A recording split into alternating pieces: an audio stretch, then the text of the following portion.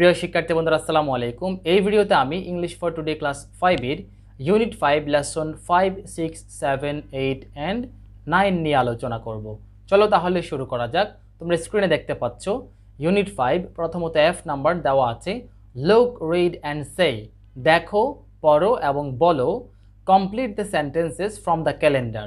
Calendar থেকে নিচের এই সেন্টেন্সগুলো সম্পূর্ণ করতে বলেছে। কমপ্লিট দ্য সেন্টেন্সেস, বাক্যগুলো সম্পূর্ণ করো ফ্রম দ্য ক্যালেন্ডার, ক্যালেন্ডার থেকে বা দিনপঞ্জিকা থেকে।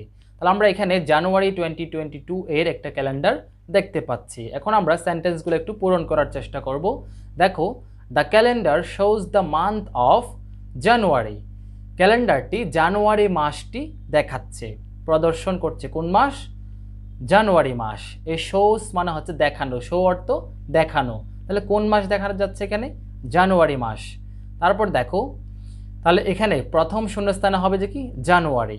তারপর দেখো, the first day of the year 2022 is a Saturday. আমরা দেখো 1 তারিখ দেখা যাচ্ছে স্যাটারডে, তাহলে আমরা কি বলবো?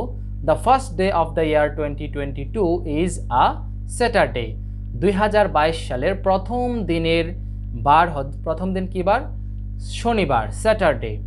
এখানে স্যাটারডে হবে। তারপরে দেখো, the first Thursday of the month is, কি বার দেখতে পাচ্ছি আমরা? ফার্স্ট থার্সডে বলেছে, তাহলে ফার্স্ট থার্সডে বলেছে যে 6 জানুয়ারি। তাহলে আমরা কি বলবো? The first Thursday of the month is 6 জানুয়ারি, 6 জানুয়ারি। তারপরে দেখো, দেয়ার আর 5 স্যাটারডেজ, সানডেজ অ্যান্ড মানডেজ। তাহলে দেখো এখানে 5টি শনিবার, 5টি রবিবার, 5টি সোমবার আছে, মানডেজ আছে। তাহলে আমরা কি বলবো? There are 5 Saturdays, Sundays and Mondays in the month, in the month. তারপরে দেখো, বাট কিন্তু there are 4 Tuesdays, Wednesdays, Thursdays and Fridays. তাহলে 4 দিন করে করে যে আছে, এখানে একটা যেটা শূন্যস্থান দিয়েছে এটা কি বার? এই যে শুক্রবার, ফ্রাইডে। ফ্রাইডেতে 4টা দিন আছে দেখা যায়। তাহলে Thursdays and Fridays in this month. তার মানে এই মাসের মধ্যে 4টি করে আছে, যে এই যে টিউসডেজ, ওয়েনসডেজ, থার্সডেজ অ্যান্ড ফ্রাইডেজ। আচ্ছা, তারপরে এবার আমরা নিচে যাব। নিচে কতগুলো কোয়েশ্চেন্স দেওয়া আছে, এই কোয়েশ্চেন্সগুলো কিন্তু আমরা এই ক্যালেন্ডারটি থেকে আনসার করার চেষ্টা করব। ডিতে বলা হচ্ছে না, জিতে বলা আছে পেয়ার ওয়ার্ক, যুগল কাজ।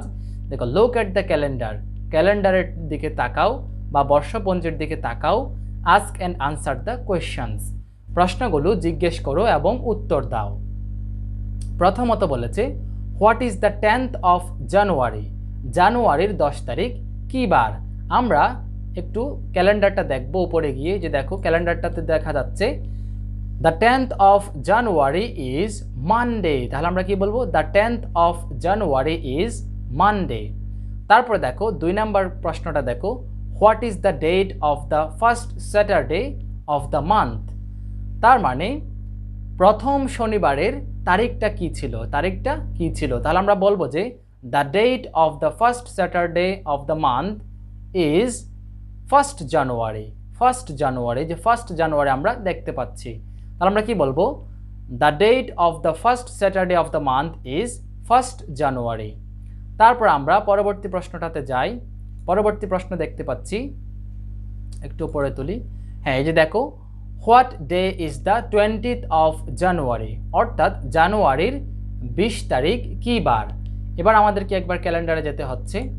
ক্যালেন্ডারে যাই, 20 তারিখ কী বার দেখি। আমরা এগুলো কিন্তু মুখস্থ করব না, আমরা বুঝে বুঝে উত্তর বলার চেষ্টা করব।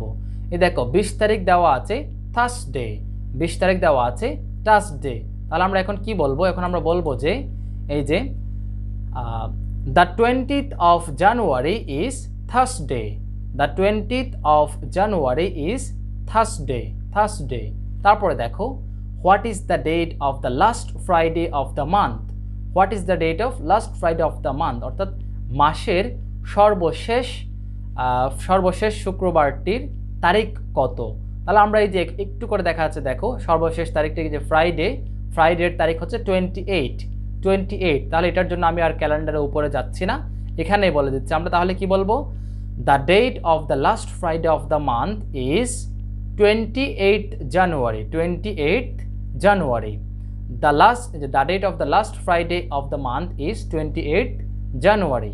তারপর দেখো হাউ মেনি মানে কত, হাউ মেনি উইকেন্ডস, উইকেন্ডস মানে হচ্ছে ছুটির দিন, উইকেন্ডস মানে হচ্ছে ছুটির দিন। হ্যাঁ, how many weekends are there in the month, এই মাসের মধ্যে কতটি ছুটির দিন আছে। আমরা শুক্রবারগুলোকে যেগুলো রেড কালার করা আছে এগুলোকে ছুটির দিন বলি। এখানে উইকেন্ডস দেখতে পাচ্ছি আমরা, শুক্রবার আছে 4টি, তাহলে আমরা বলবো there are 4 weekends in the month, there are 4 weekends in the month, there are 4 weekends in the month. তারপরে দেখো এইচ নাম্বার, আমরা একটু নিচে যাই,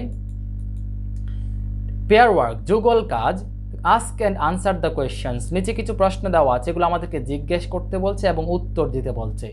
1 নম্বরে বলা আছে what day is it today, আজ কী বার।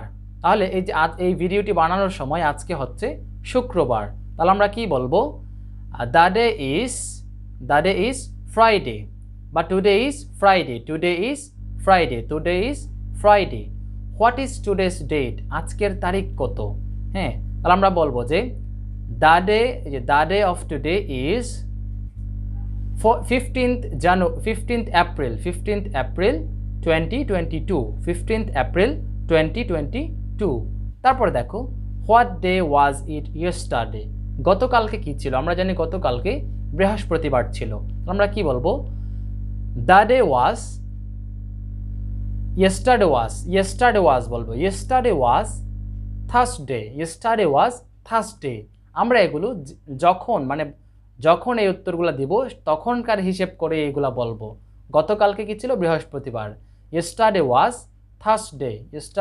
Thursday।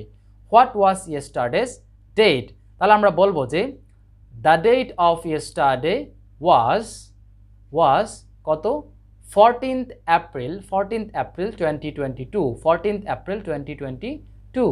তারপর দেখো what day is it tomorrow, আগামীকালকে কী বার, আগামীকালকে শনিবার, তাহলে আমরা বলবো tomorrow is Saturday. What is tomorrow's date, the date of tomorrow is 16th April 2022, 16th April 2022। এভাবে আমরা যখন এই প্রশ্নগুলো উত্তর দিব তখনকার হিসেব করে বানিয়ে বলবো। তারপরে দেখো এবার আমরা পরবর্তী লেসনে যাই। দেখো এই পরবর্তী লেসন 8 থেকে 9 এখানে কিন্তু স্ট্রেসড সিলেবলস, স্ট্রেস মানে হচ্ছে জোর প্রয়োগ করে বলতে হয় এমন। হ্যাঁ, সিলেবল মানে হচ্ছে শব্দাংশ, তাহলে জোর প্রয়োগ করে বলতে হয় এরকম শব্দাংশ নিয়ে এখানে এই লেসনটার মধ্যে আলোচনা করা হয়েছে। দেখো ল্যাঙ্গুয়েজ ফোকাস মানে ভাষা আলোকপাত। প্রথমত দেখো স্ট্রেসড সিলেবলস, হ্যাঁ স্ট্রেসড সিলেবলস মানে জোর প্রয়োগ করে বলতে হয় এরকম কতগুলো শব্দাংশ এখানে বলা আছে। দেখো ইংলিশ হ্যাজ ইটস রিদম, এটা উচ্চারণ হবে রিদম মানে হচ্ছে ছন্দ, রিদম মানে হচ্ছে কি ছন্দ। ইংলিশ হ্যাজ ইটস রিদম, ইংরেজির নিজস্ব ছন্দ আছে। ক্ল্যাপ ইউর হ্যান্ডস, ক্ল্যাপ মানে হচ্ছে হাততালি দেওয়া, ক্ল্যাপ ইউর হ্যান্ডস হাততালি দাও। When you say the stressed syllables, যখন তুমি জোর প্রয়োগ করে বলতে হয় এরকম শব্দ উচ্চারণ করবে তখন তুমি হাততালি দাও, এরকম বলেছে। যেমন এখানে কতগুলো দেওয়া আছে, পেন আ পেন অ্যান্ড হ্যান আ হ্যান অ্যান্ড এই যে ক্যাট এ খেট অ্যান্ড এ হেড। এখানে দেখো এখানে কতগুলো স্ট্রেসড সিলেবলস দেওয়া আছে, অর্থাৎ এই শব্দগুলো আমরা উচ্চারণ করার সময় এখানে একটু জোর দিয়ে বলতে হয়, একটু চাপ প্রয়োগ করে বলতে। যেমন পেন, এখানে হ্যান, প্যান অর্থ আমরা জানি যে প্যান অর্থ কলম, হ্যান মানে মুরগি, ক্যাট মানে বিড়াল, হ্যাট এই যে হ্যাট অর্থ হচ্ছে টুপি, হ্যাট অর্থ টুপি, মাথার টুপি। তবে এখানে আমরা অর্থের দিকে খেয়াল করব না, আমরা এখানে মূলত আমাদের এখানে একটু যে স্ট্রেসড সিলেবলসগুলো খেয়াল করতে বলছে।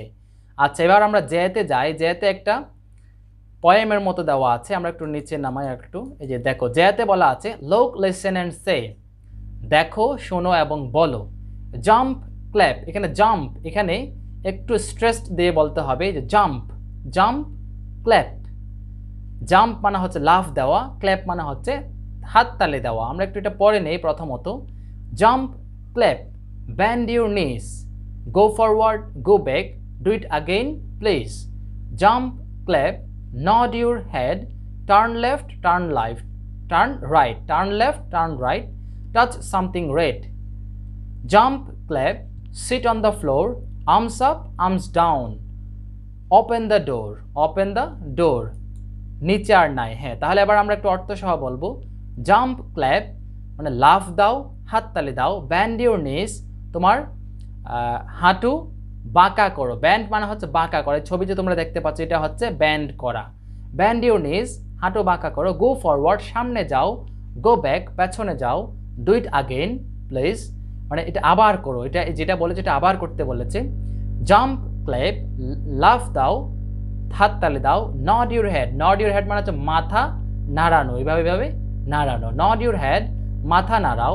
টার্ন লেফট বামে ঘোরো, টার্ন রাইট ডানে ঘোরো। টাচ সামথিং রেড লাল কিছু স্পর্শ করো, লাল কিছু স্পর্শ করো, লাল রং স্পর্শ করো।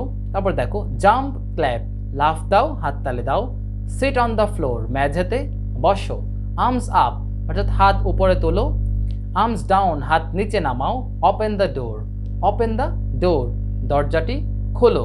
এখানে আমাদেরকে মূলত কতগুলো জোর প্রয়োগ করে বলতে হয় এরকম শব্দ আছে, এই শব্দগুলো বোঝাচ্ছে। যেমন এখানে দেখো জাম্প, জাম্প তোমরা নিশ্চয়ই এখানে দেখতে পাচ্ছ যে পি এর দিকে এম, জাম্প, জাম্প। আমরা একটু এই জাম্পটা উচ্চারণ করার সময় একটু এই যে জাম্প, জাম্প একটু জোর প্রয়োগ করে বলতে হচ্ছে জাম্প। তারপর দেখো ক্ল্যাপ, এই যে অ্যাপ, এই যে এখানে একটু জোর প্রয়োগ হচ্ছে ক্ল্যাপ, ক্ল্যাপ। এভাবে আমরা এখানে কিন্তু জোর প্রয়োগ করে বলতে হয় এরকম আমরা শব্দ কিন্তু পাচ্ছি। এই যে প্রত্যেকটা শব্দে কিন্তু একটা না একটা এরকম স্ট্রেসড সিলেবলস আছে, অর্থাৎ কিছু কিছু শব্দের ক্ষেত্রে আমরা কিছু কিছু শব্দের কিছু কিছু অংশের ক্ষেত্রে আমরা একটু জোর প্রয়োগ করে বলছি। হ্যাঁ, অর্থাৎ একটু চাপ হচ্ছে, এই যে স্ট্রেস, এটাকে বলা যায় স্ট্রেসড। স্ট্রেসড মানে হচ্ছে জোর প্রয়োগ করে বলা। আচ্ছা, তারপর ক্যাতে বলা আছে say the rhyme in activity J again. Rhyme মানে হচ্ছে ছড়া, অ্যাক্টিভিটি যেতে যে ছড়াটা দেওয়া আছে এটা আবার আমাদেরকে বলতে বলছে, আগেইন আবার বলতে বলছে। Clap when you say the stressed words or parts of words, অর্থাৎ যখন আমরা স্ট্রেসড ওয়ার্ডস, এই যে স্ট্রেসড ওয়ার্ড যখন আমরা বলবো তখন আমাদেরকে হাততালি দিতে বলেছে, হাততালি দিতে বলেছে। তাহলে আমরা এখানে যে দেখো জাম্প, ক্ল্যাপ, জাম্প, ক্ল্যাপ, এখানে এখন কিন্তু আমরা হাততালি দেব। তারপর দেখো টার্ন, এই যে দেখো টার্ন লেফট, লেফট এখানে আমরা স্ট্রেসড সিলেবলস আছে। রাইট স্ট্রেসড সিলেবলস আছে। হ্যাঁ, টাচ, যে টাচ এখানে স্ট্রেসড সিলেবলস আছে। যখন আমরা বলবো এখানে তখন আমরা হাততালি দেব। তাহলে এই বিষয়গুলো আমরা আশা করি এই যে তোমরা আশা করে বুঝেছো। এরপরে পরবর্তী ইউনিট এগুলো পরবর্তী ভিডিওতে আলোচনা করা হবে। তাহলে আজকের ভিডিও এই পর্যন্তই, আশা করি তোমরা বুঝতে পেরেছো। ভালো থেকো, সুস্থ থেকো, দেখা হবে পরবর্তী ভিডিওতে। আল্লাহ হাফেজ।